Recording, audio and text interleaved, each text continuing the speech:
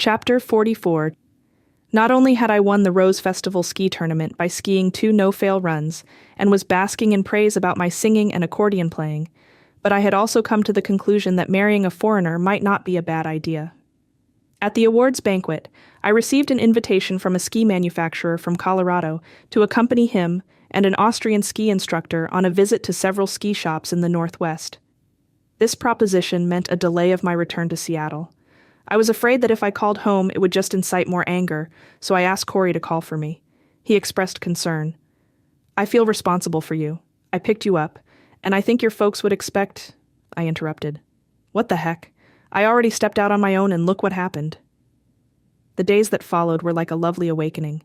Visiting ski shops, being introduced as the winner of the Rose Festival ski tournament, dining out. No parents to nag me, no sisters to steal my glory.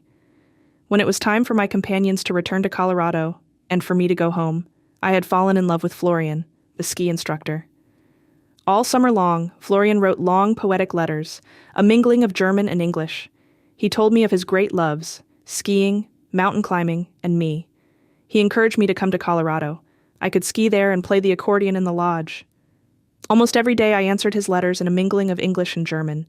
I haunted the booking agents for more dates and saved my money. Moonlight on the river Colorado. How I wished that I was there with you.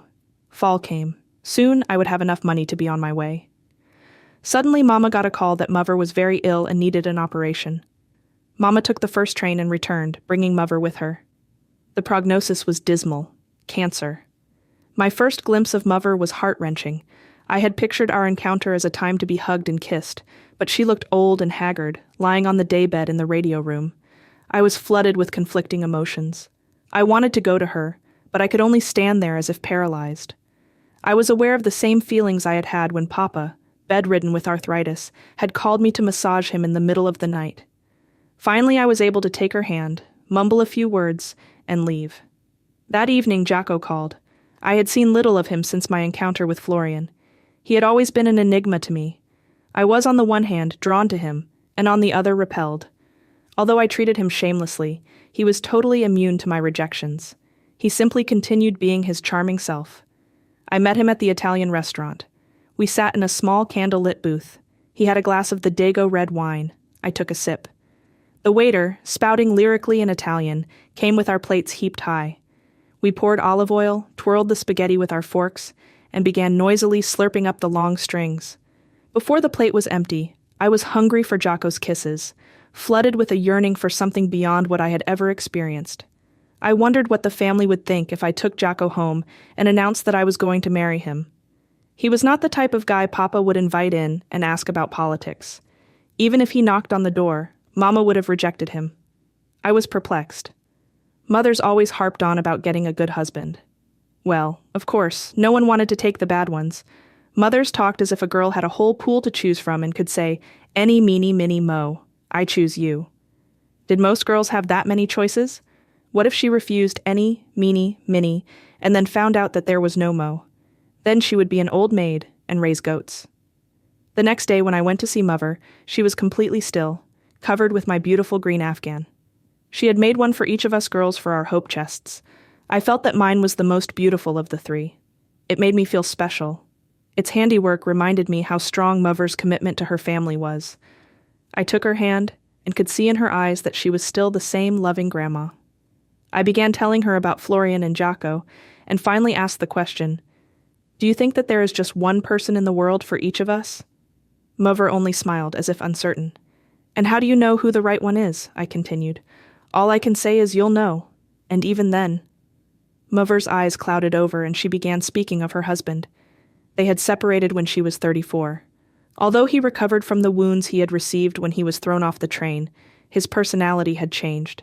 He drank heavily and became abusive. That finally drove me to take your mother and move to California, where my father was living. They hadn't divorced until years later, and Mother had never remarried. I asked about the letter from the mission in Atlanta that Mama had received about him. Jesse Franklin Talbert went home to be with Jesus. That had puzzled me. He had started out life in a big, well-to-do family and ended up a pauper in a rescue mission. I found the courage to ask, how could he go home to be with Jesus? Why wasn't he going to hell to be punished? Mother explained. Franny, God doesn't judge us on how well we live our lives. Nobody lives a perfect life. We all have different circumstances, different temperaments. No one is able to live up to God's standards. God simply offers us his forgiveness, no matter what we have done. We can either accept it or reject it.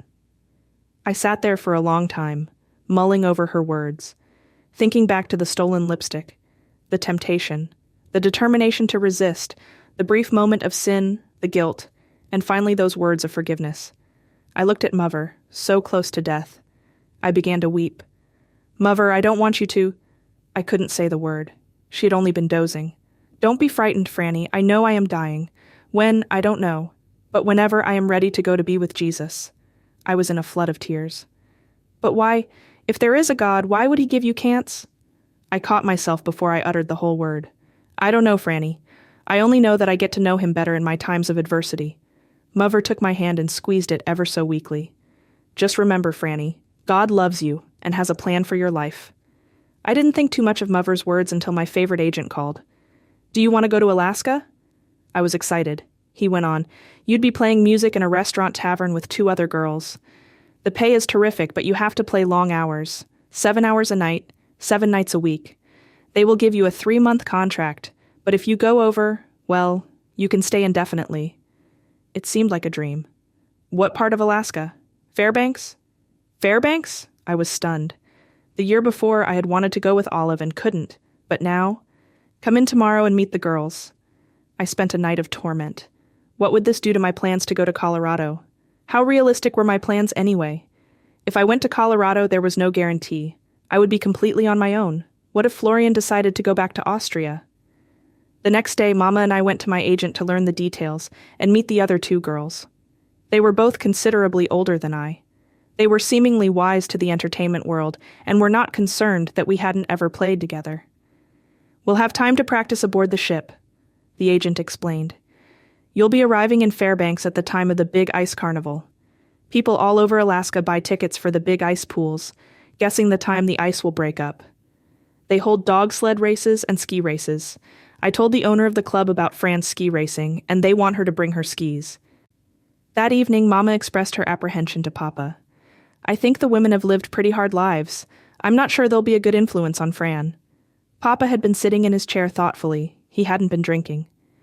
Franny, you're going to have to learn what the real world is all about. You're going to be known as an entertainer. That's not a highly regarded word by some people. Alaska has a history of entertainers of all kinds. Your occupation doesn't have to dictate what kind of person you are. There are things in every occupation that people don't care to do. But you have to ask yourself if it's a matter of personal preference, of being too much work, or of your principles. The next day, the agent called. You will be taking the steamship to Juneau. That takes about 4 days. Then you'll get off and fly into Fairbanks. Fly? In an airplane? The thought of flying across miles of ice and snow gave me the chills. I had never known anyone who had flown in a plane, except for Papa in his infamous trip from Seattle to San Francisco in the 2-passenger mail plane. As everyone knew, that had been a disaster, and he had sworn he would never fly again. The agent continued, The club owner will pay your fare. Pay my fare. Now I could actually believe that the trip was possible. Through all the discussions, Mama had continued to express her fears. I wish Fran had someone more responsible. I'm not sure if Mama's wish would classify as a prayer, but if so, it was one of her best. On the bus the next day, I happened to sit by Vivian Waters, a young female acquaintance who lived about 5 houses from us. I hardly recognized her. Her ordinarily straight hair was full of curls. She had been to the beauty shop and had one of those new things called permanent wave. They wrap your hair in paper, then put you under a machine that looks like a big black spider. Then they turn on the electricity and cook you. The curls last for 6 months, and you never have to use a curling iron. Then her voice dropped. I don't know why I worry about my hair. I'm not going anywhere. With that, she explained that she hadn't had much to do since leaving high school 5 years earlier. There are no jobs. I told her about my opportunity to go to Fairbanks. She turned to me with a long list of questions. How long are you going to stay? Are you going alone? Where will you live? What kind of town is Fairbanks? I told her all that I knew.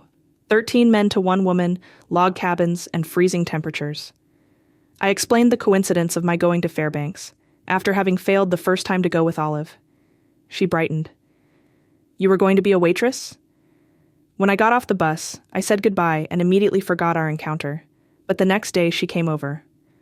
Fran, I'm going to Alaska with you. I was surprised and perplexed. Viv and I had nothing in common. I seldom saw her, and when I did, she treated me like someone else's little sister, which was understandable, I suppose, because she was 5 years older than I.